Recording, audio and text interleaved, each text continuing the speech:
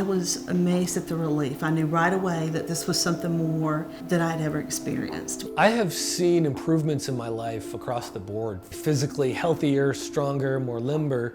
He's, like I said, very creative, very fun, very funny, very fun to be with. So when you leave a session after being with Dennis, you feel very light and you always feel better for going. My name is Dennis Palmer. I'm a neuromuscular therapist and I'm a master martial arts instructor.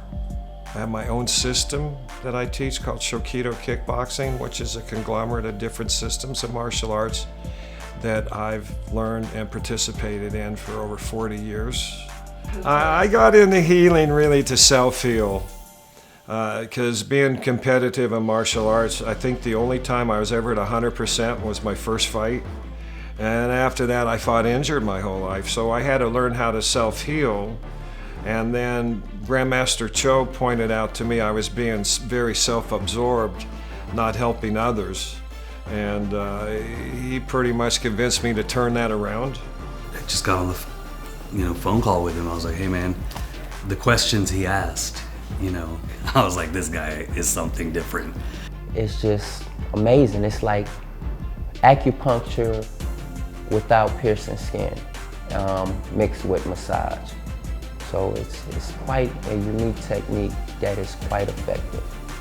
It's a very thorough, deep, intense. And so sometimes you can actually have a conversation with him, and other times you're like, mm. So for me, it was a saving grace. It was a painful, but fruitful. I went from being in extreme physical pain every day that I played to not having any symptoms of that issue anymore at all.